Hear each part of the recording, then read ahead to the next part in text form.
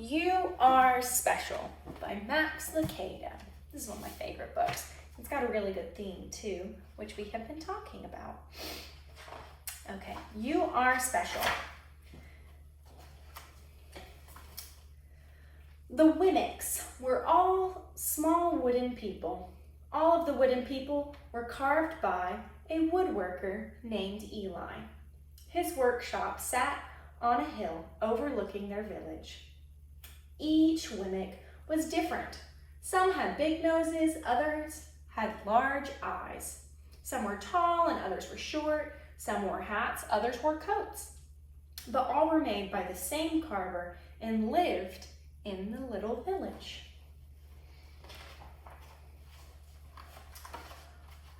And all day, every day, the Wimmicks did the same thing. They gave each other stickers. Each Wimmick had a box of golden star stickers and a box of gray dot stickers.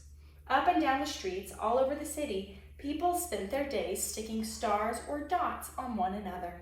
The pretty ones with the smooth wood and fine paint always got stars. But if the wood was rough or the paint chipped, the Wimmicks gave dots. The talented ones got stars too. Some could lift big sticks high above their heads or jump over tall boxes. Still, others knew big words or could sing pretty songs. Everyone gave them stars.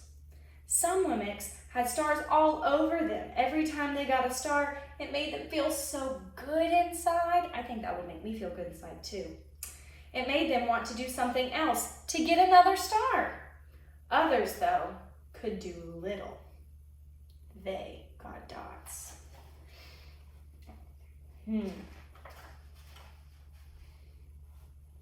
Punchinello was one of these. He tried to jump high like the others, but he always fell. And when he fell, the others would gather around and give him dots. Sometimes when he fell, his wood got scratched, so people would give him more dots. Well, that doesn't sound very fair. Then he would try to explain why he fell. He would say something silly, and the Wimmicks would give him more dots. After a while, he had so many dots that he didn't want to go outside.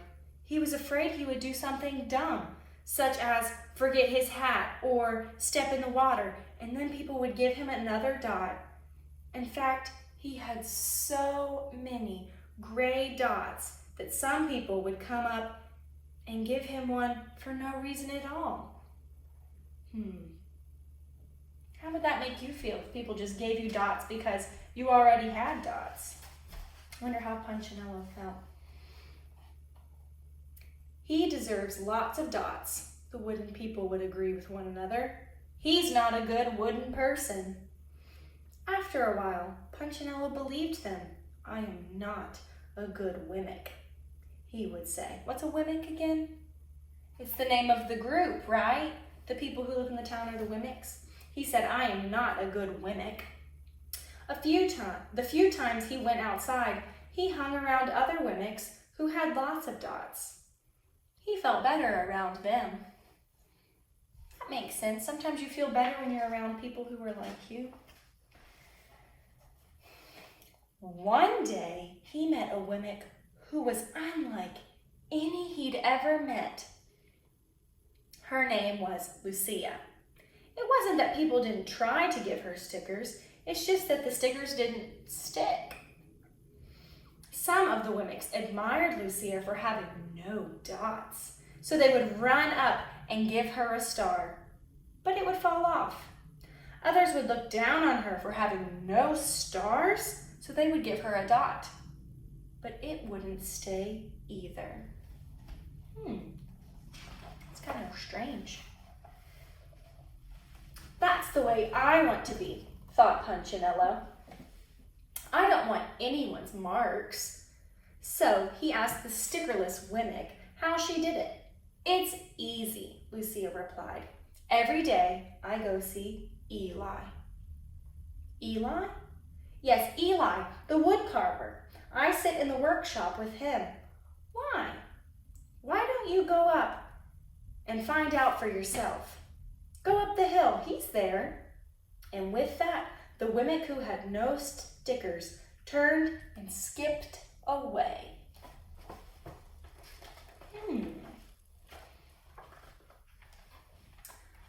But will he want to see me? Punchinello cried out. So Lucia didn't hear. So Punchinello went home. He sat near a window and watched the wooden people as they scurried around giving each other stars and dots. It's not right, he muttered to himself, and he decided to go see Eli. I wonder what's going to happen when he sees Eli. Maybe you could pause and predict what you think might happen.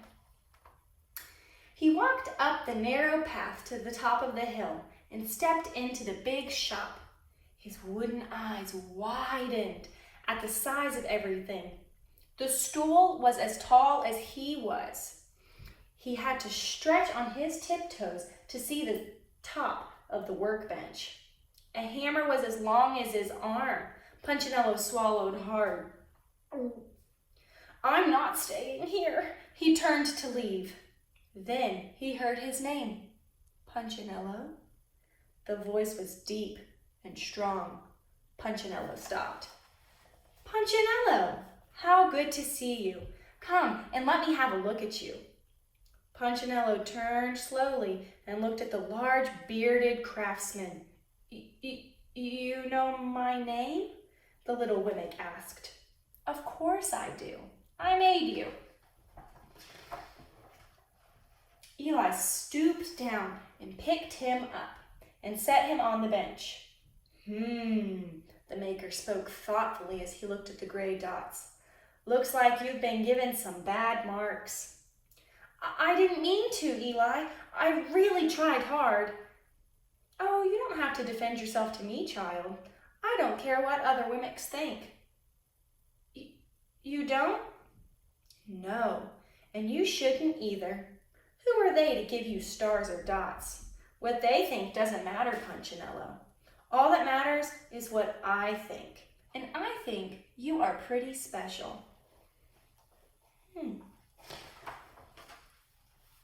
Punchinello laughed. Me? Special? Why? I can't walk fast. I can't jump. My paint is peeling. Why do I matter to you? Eli looked at Punchinello, put his hands on those little wooden shoulders and spoke very slowly. Because you're mine.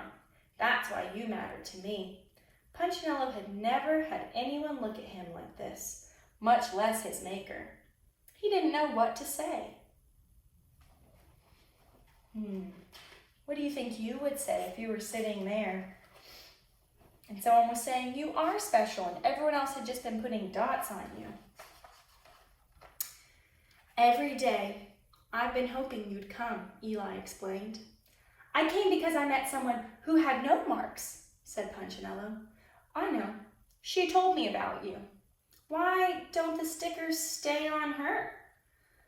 The maker spoke softly, because she has decided what I think is more important than what they think. The stickers only stick if you let them. What? The stickers only stick if they matter to you. The more you trust my love, the less you care about their stickers. I'm not sure I understand. Eli smiled. You will, but it will take time. You've got a lot of marks. For now, just come to see me every day and let me remind you how much I care. Eli lifted Punchinello off the bench and set him on the ground. Remember, said Eli, as the Wemmick walked out the door, you are special because I made you and I don't make mistakes. Punchinello didn't stop, but in his heart he thought, I think he really means it. And when he did, a dot fell to the ground. There, the dot's falling off. The end. I love this story because it always reminds me that I am special, no matter what other people think.